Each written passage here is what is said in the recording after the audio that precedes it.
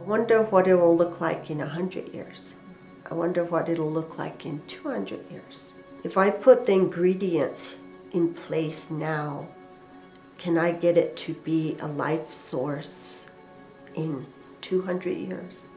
Can it still be feeding birds? Can it still be producing fruits and vegetables maybe? Can it still be a place that life is happening instead of what us people often do is destroy an area. We come in and we clear cut or we drive over the life force, we deaden it. How can we reverse that and make it so that it continues to be enriched instead of depleted?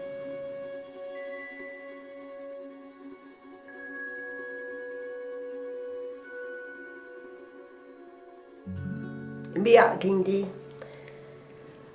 na Ojegi Poviki Joahawe from Kapo Winge. I am Roxanne Swentzell from the Pueblo of Santa Clara, and we are here on my people's ancestral homelands. 1989, I was part of co-founding a nonprofit institute called Flowering Tree Permaculture Institute. And we started it here in my house, here at Santa Clara, Pueblo. And the idea at that time was to follow the thinking of permaculture practices, of living in a sustainable way and practicing living together according to how nature puts things together.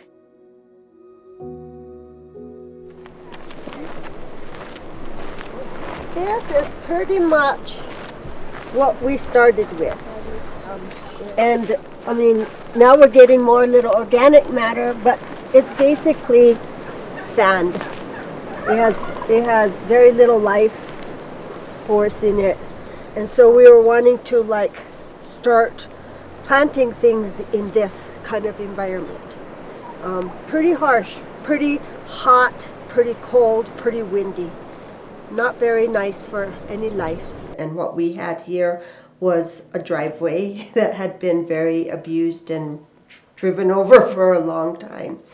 And we wanted to bring it back to what it could be by way of a life-producing, beautiful, natural environment.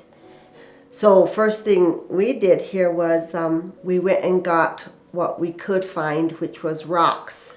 The rocks were free. We didn't have any money, so we dragged some boulders off the side of the road and put them in this deserted driveway, and that became home base.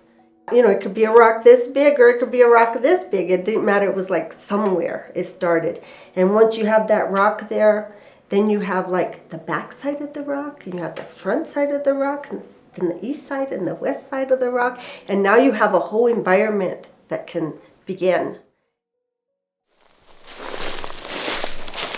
Here's the first rock. The sun comes up this way, it goes over and goes down this way. So as a microclimate, and you're using this, for instance, a rock, as a microclimate, you're getting the sun coming up over here. If you have planted a nice little plant back here, it gets morning sun. It's warm. It's warming up this rock, so it's getting thermal mass to warm it. It's catching runoff water, seeping underneath all around the rock to make this area more wet around the rock. It doesn't let that moisture evaporate because the rock is stopping the evaporation. Afternoon sun is really hot here, so it's hitting this rock, making it super warm, but it's shady on this side. So that little plant is going to be much more comfortable back here in the shade, but in the night, the heat from this rock is going to radiate and keep it warm here. So it's going to get a little longer season just because this rock is here. I mean, so many things that can happen around this rock. But the rock was the first place we started this area that now you can see is a forest. But it all basically started having this rock here. And no one would have known that this rock was the nucleus of this whole area of life happening.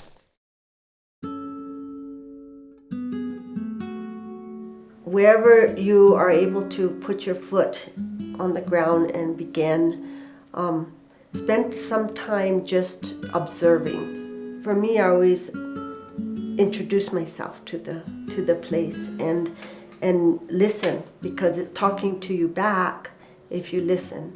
So to start that conversation with that place is the very first thing.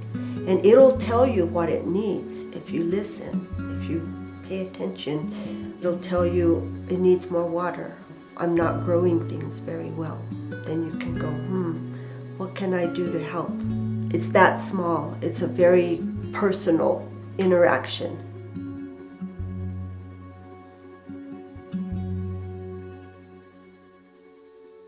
I never thought of that what we were doing was doing agroforestry or maybe any name to it, except that we were following a natural path that made sense.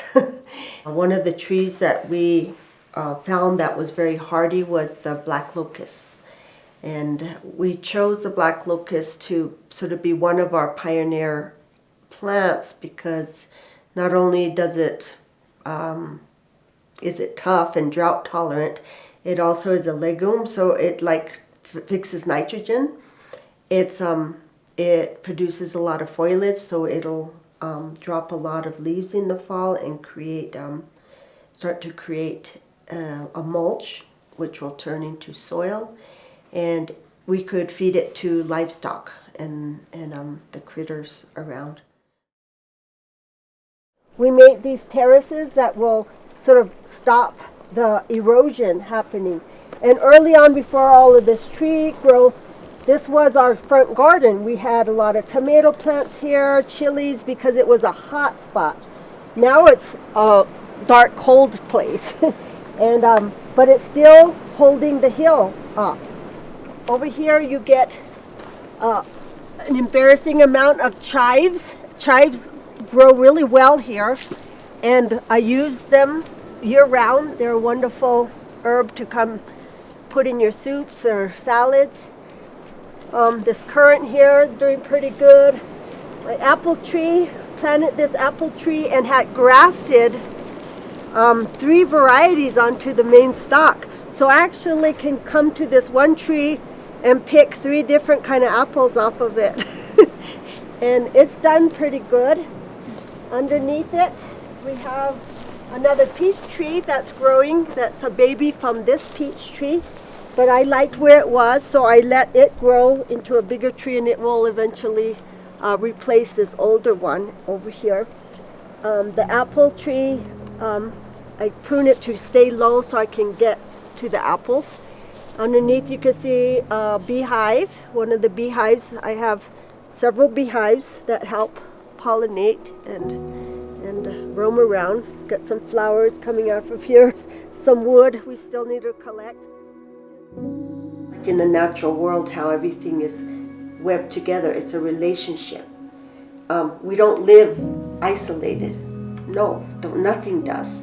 This old way of thinking is like, no, we're always in connection with our place, with each other, and the more we acknowledge and act in that way, the stronger our basket is, the stronger our connections are, our weaving, our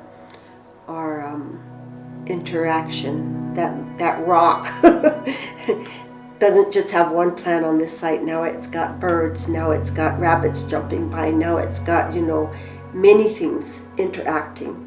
It's not all alone. It's a place that inspires because it's something you can do. It's not some big rich company coming in and can, with their machines and stuff. It's people-based. It's a level that if you you have hands that still work, and you can like pick a rock up and put it here, or dig a hole and plant something there. You can do it. It's all doable on our level, and I think that's one of the gifts that it is allowing, and to show over time, and it will continue over time to show what is possible in a lifetime, a human lifetime, how we could change our world in our lifetime. It's possible.